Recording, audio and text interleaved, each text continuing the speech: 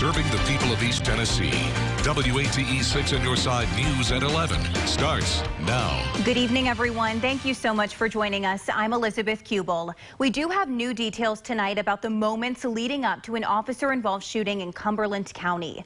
It happened this afternoon along Interstate 40. Both a suspect and a sheriff's deputy were taken to the hospital. 6 on your side reporter Kristen Gallant has been following the latest details from the scene.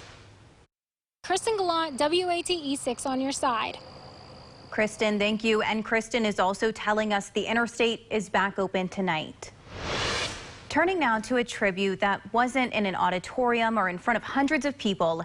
It was in a Knox County woman's backyard, and the audience was online. Still, this recognition of the 13 service members killed in a suicide bombing outside of the Kabul airport in Afghanistan was just as moving. Teresa Valente and her husband, a former Marine, are paying tribute to the 13 fallen service members. Each day, she focuses on one of them, playing the Star-Spangled Banner, the Pledge of Allegiance, taps, and telling a little bit about their life to her audience on social media.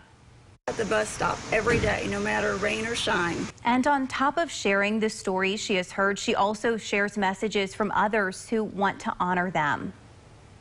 The mayor has asked everyone. Today, Teresa spotlighted Lance Corporal Jared Schmitz from Missouri. She talked about what she hopes people take away from her social media posts.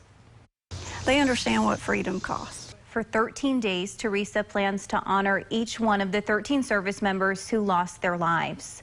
On day 14, she is asking service members she knows to come and read all 13 of their names. She is also creating a flag out of blocks on her front lawn. She plans to write each of their names on it.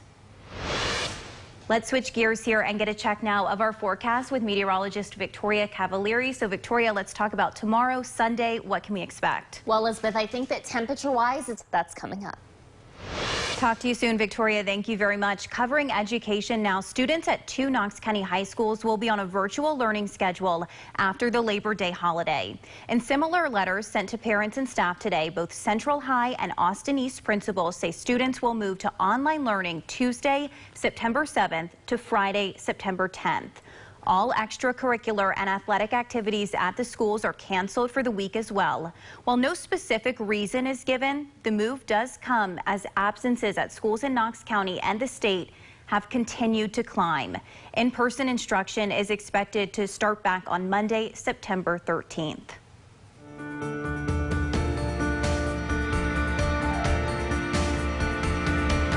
Tracking the coronavirus for you tonight, UT Medical Center updated its COVID-19 daily dashboard earlier today. 157 people are now in the hospital with COVID-19. 89% of those patients are not fully vaccinated.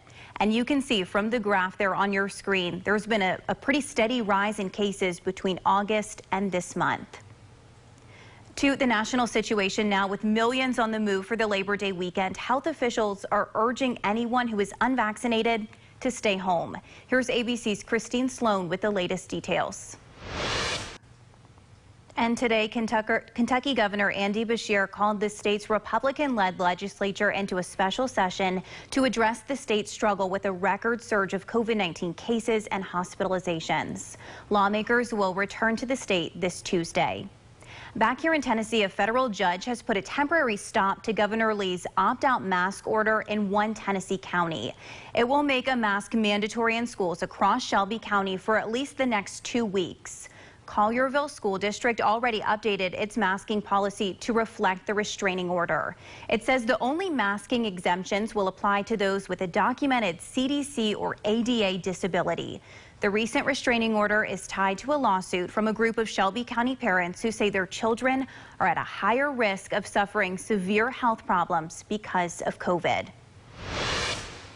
We do turn now to some other news tonight. The Knox County Sheriff's Office passing along some good news here. Raymond Fox, the man you see right here on your screen, he has been found and he is safe. This is according again to the Knox County Sheriff's Office. Not a lot of details have been shared, but again, he has been found and is safe.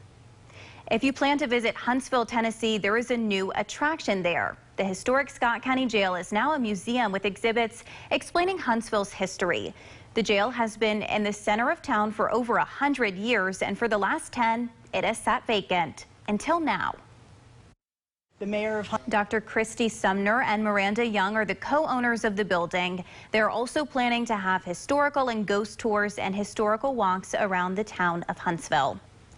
Still to come on WATE 6 on Your Side News at 11, how a community in Middle Tennessee is remembering a 2-year-old who lost his life when devastating floods swept through Humphreys County. And a NASCAR driver and Knoxville native was back at home today, why he feels confident about his upcoming race in Bristol. And temperature readings overnight tonight stay on the mild side. I am tracking the chance for a stray shower or thunderstorm tomorrow. I'm going to break down the details coming up in the full forecast.